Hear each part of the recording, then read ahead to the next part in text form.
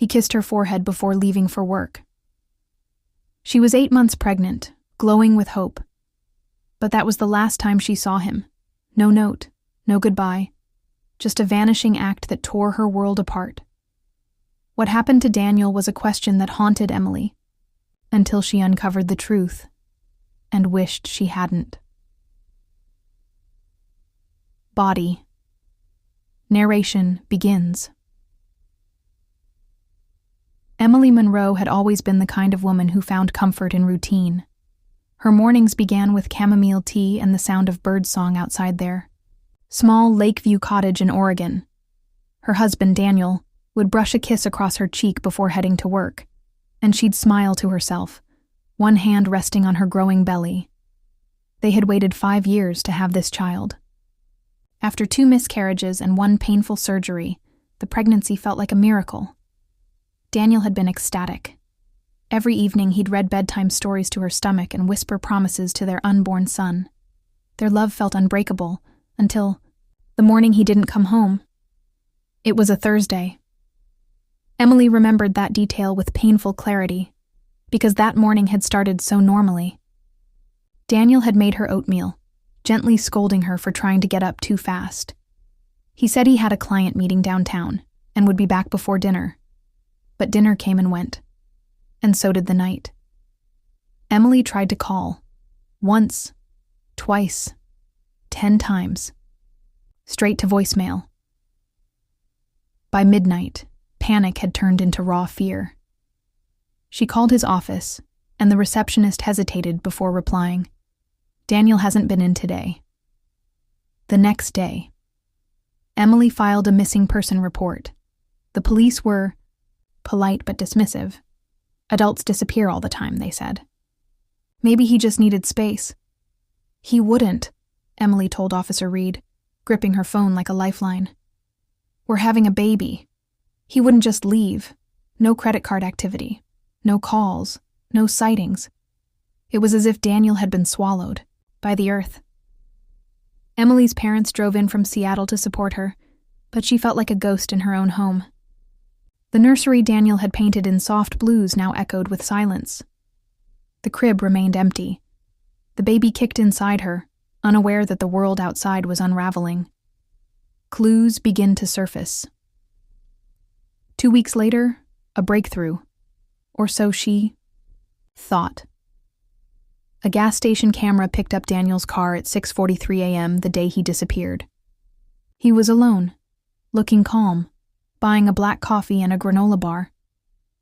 He wasn't headed to his office. He was driving toward the coast. Emily hadn't even known he had a meeting there. Her stomach twisted as she stared at the footage. That wasn't the face of a man in trouble. It was a man who had made a decision. But why?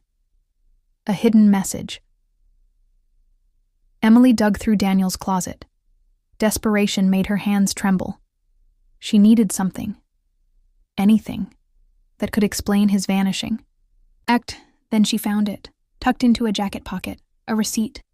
Dated the day before his disappearance. A motel 2 hours away from the coast. She called. The manager confirmed Daniel had stayed the night. Alone. Her heart splintered. Unsettling discoveries. 3 weeks passed. The police stopped calling. Neighbors whispered behind curtains. Emily gave birth to a baby boy alone in a hospital room, clutching Daniel's sweater against her chest. She named the child Liam, the name Daniel had picked. But even as she held her newborn, Emily felt a shadow press against her joy. Daniel had chosen to leave.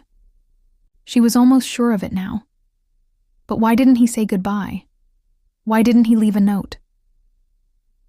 A stranger knocks. It was a rainy evening when the knock came. A woman stood on the porch, late 20s, soaked in rain, eyes bloodshot. She whispered, "You don't know me, but I need to tell you the truth about Daniel." Emily froze. The woman trembled as she handed over a torn envelope. Inside, a photograph. Daniel, holding hands with another woman, laughing, a mountain backdrop behind them. The photo was dated 4 months ago. The woman's name was Sophie Blake. She stood on Emily's porch, soaked in cold rain, her hands shaking as she handed Emily the envelope. Inside was more than just the photograph. There was a note, scribbled in Daniel's familiar handwriting. Emily's knees buckled. Sophie rushed to help her inside. The baby monitor buzzed faintly in the background. Liam was asleep, peacefully unaware that his mother's world had just cracked open again. Who was Sophie? Sophie wasn't Daniel's lover. At least that's what she said. We worked together, years ago, she explained. Back when he did freelance cybersecurity work. Emily frowned. Daniel was in real estate. Sophie nodded.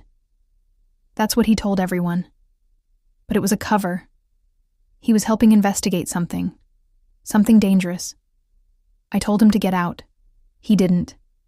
And now he's gone. Emily's heart pounded. I don't believe you, she whispered. Sophie's voice lowered. Then maybe you should see this. She reached into her soaked jacket and pulled out a USB drive. Daniel gave me this a week before he vanished, told me not to use it unless he disappeared. The drive. Emily sat on the couch, baby Liam in her arms, Sophie beside her. They plugged the drive into her laptop. Inside was a hidden folder, encrypted files. Sophie bypassed them quickly, her fingers moving like a pro. Then the screen lit up with a single document. Project. Tundra. Internal client files classified. Eyes only. Emily scrolled, stunned. The documents mentioned shell companies, blackmail, hush money, and offshore accounts. But one name repeated again and again, James Whitaker. Emily froze. She recognized it. James Whitaker was Daniel's biggest client, a billionaire who had offered to invest in Daniel's real estate business just months before he vanished, and he had attended their baby shower.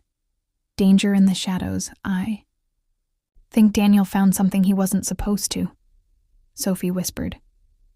Something about Whitaker. People who cross him disappear. Emily stood abruptly. Why didn't you go to the police? Sophie looked at her with haunted eyes. I did. They told me to stay quiet for my own safety.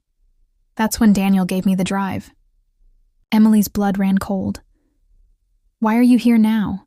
She asked. Sophie hesitated. Because I'm next. Liam's lullaby. That night, as Emily rocked Liam to sleep, Daniel's favorite lullaby hummed from her lips.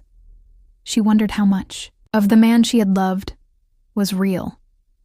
Had their marriage been a lie? Had he used her as cover? Or had he truly tried to protect her? The door creaked behind her. Sophie stood in the hallway, her face pale. Someone's watching the house, she whispered. Midnight visitor. They turned off the lights. Emily peered through the curtains. A black SUV was parked across the street, engine running, headlights off. After 30 minutes, it pulled away slowly. Emily clutched Liam tighter. I need answers, she whispered, and she knew exactly where to go. The cottage by the sea. The next morning, Emily packed Liam's diaper bag and drove toward the coast, back to the motel from the receipt she had found in Daniel's jacket. Sophie followed in her own car, scanning the rearview mirror constantly. The motel clerk, a tired woman with crow's feet and pink curlers, remembered Daniel. He was nervous, she recalled, kept asking if anyone had asked about him. Did he leave anything behind? Emily asked. The clerk paused, then reached under the counter, a small key. He left this. Told me to give it to his wife if she ever came. The storage locker. The key led them to a rundown storage unit outside a nearby town. Inside, a single wooden box. Emily opened it slowly.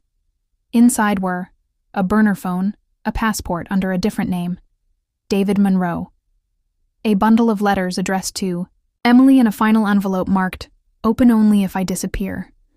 Emily's hands trembled as she opened the envelope. Inside was a photo of Daniel, tied to a chair, bruised, alive.